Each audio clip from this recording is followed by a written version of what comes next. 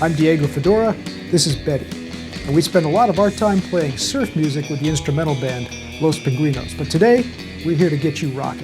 Now someone might have told you playing guitar is hard. No, it's not. Not if you do it my way. In fact, you're going to be able to play about 50 songs or more in about 5 minutes. Actually, you'll be able to play thousands, but we're going to start with 50 because you're going to use this book. Listen, forget all about those finger-twisting shapes that get so many beginning guitar players messed up. You're going to start with one of the most powerful inventions in rock and roll history, and it's called the power chord. We need to thank two legends for this, Scotty Moore and Link Wray. Stick with me, and you're going to hear a lot more about these guys. But anyway, I promised to have you playing songs in about 5 minutes, right? Let's get started. And all you're going to need is two fingers. Well, these two.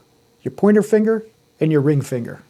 Now for this one, we're going to put that pointer finger on the 1, 2, 3, third fret. The frets are just these divisions here up and down the neck. And don't worry about it if I throw a term at you don't understand. We either put it to the sidebar, we'll put it somewhere for you. And this is immersion therapy. You'll pick it up fast enough. Anyway, pointer finger, 1, 2, 3, third fret on the first string up. That's that big fat one. The ring finger is going to go on the 5th fret, one string down from that. That's it. Pointer finger here, ring finger here. Just take your pick or your thumb, whatever you're playing with, and strum those two strings. And there's your first power chord.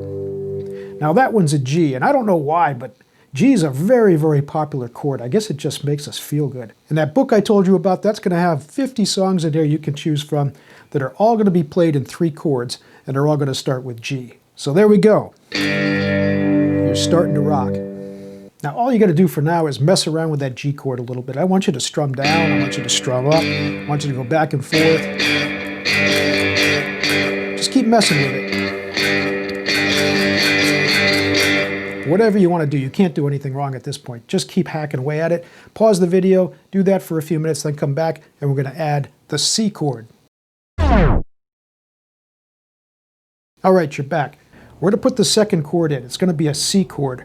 And all you're going to do, and this is why this method is so easy, you're going to take that power chord shape, and you're just going to move the whole thing down one string to that second fattest string. Right now, your pointer finger's on the 1, 2, 3, third fret of the second string down, and your ring finger is on the 1, 2, 3, 4, 5, 5th fret on the string down from that. That's the third string from the top. Strum those two guys. Now you got a C chord.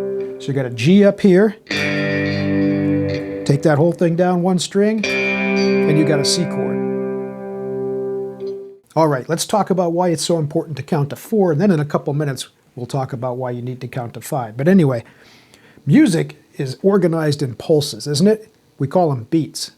Now, most rock and roll music counts in 4/4 time. That means we're going to count 4 beats, put them in a group. We're going to call that group a measure or a bar. And there's a hell of a lot of measures played in a hell of a lot of bars. But anyway, that G, let's just count to 4. 1, 2, 3, 4. Then go up to C. 1, 2, 3, 4. Come back to G. 1, 2, 3, 4. Go up to C. 1, 2, 3, 4. And so on. Again, pause the video, just keep doing that. Practice switching back and forth from that G to that C. All right, now that you got the hang of that, you're almost ready to rock. We've got to add one more chord in this, and it's a D chord. Now, from your C, remember that's with your pointer finger on the second string down, all you're going to do now is slide that up 2 frets. Now the pointer finger's on the 5th fret. The ring finger is down there on the 7th fret. And you're going to play those 2 strings again. And there's your D chord. So now we've got a G, we've got a C, and we've got a D. And that probably already sounds familiar to you.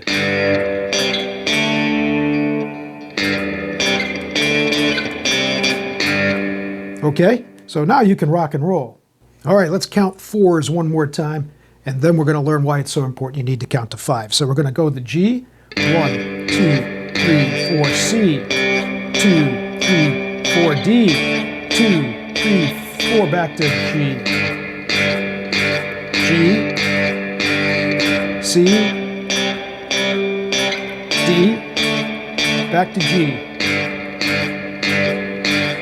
And believe it or not, that's the foundation of almost every rock and roll song ever written.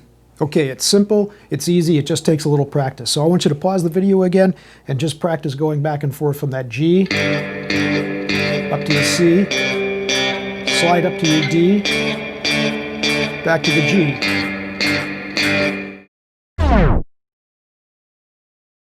As promised, now I'm going to tell you why you need to count to 5. Now you can tell by now we're naming these different chords by the letters of the alphabet.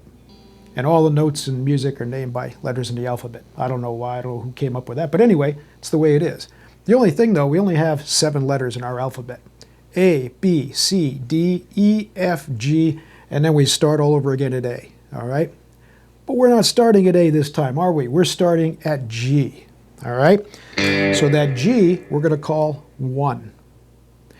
Now, when we put chords together in a certain order to make a song, we call that a progression. And that's all we're going to do now. So if G is the 1, check it out. G, A, B, C. Whoa! C is the 4th one, right? So that's the 4. So the G is the 1, C is the 4. Now, D is just 1 up from that, right? G, A, B, C, D, that's the 5. So G is the 1, C is the 4, D is the 5. Now you've got the 1, 4, 5 progression. Like I said, that's the basis of almost all rock and roll and blues and pop music that's ever been written. And I don't know why. I mean, I just think the 1, 4, 5 progression is probably the progression of the human soul. It just makes us feel good. And a lot of songs get written in that progression. That might sound familiar to you. I won't play any more so we don't get a copyright tag. But there it is. And the way we make new songs and make variety is just by changing the order of those chords and the amount of times we play each one. Okay, now I got to come clean. The power chord technically isn't even a chord, but you can do a hell of a lot of damage with it. In fact, Link Wray invented just about everything we know about rock music with this chord that isn't even a chord. And rumor has it the blues guys were doing it years before that. Technically, you need 3 notes to make a chord, right? So let's talk about what you're going to see in that 3-chord songbook, link in the description below, and how you're going to make the swap so you can play it all with power chords. Here we go. We're going to make the G chord another way. Now that's called an open chord or a cowboy chord, and that's what you're going to see in that 3-chord songbook. We're going to get into all that, don't worry about it. We'll talk about that in another lesson. But for now, let's just learn how to make the swap. So for now, when the book shows you this, you play this. Instead of this C, you play the one we just learned right here. And instead of D here, you play this one up here. Now, if you want to start messing around with the open chords, hell, I'm not going to stop you. Have fun. But just remember, in the next lesson, we're going to learn how to move these power chords around so we can play in different keys and add a little bit of color. With the open chords, you got to learn a bunch of new shapes. With the power chords, not so much. Now, you're going to want that next lesson, so here's what you do. Head over to diegofedora.com or find the link below and click on the Lessons tab. That's going to give you an option for the whole course. It's about 10 lessons. It's going to have you playing badass electric guitar in just a few weeks. And if you get in before November 25th, 2020, you're going to get the whole course for $9.95. That's less than half of what we're usually going to charge. Now we're doing this because we're still putting the videos together.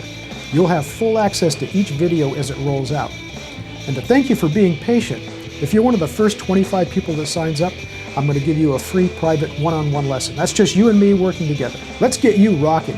Head over to diegofedora.com or click the link below and sign up right now.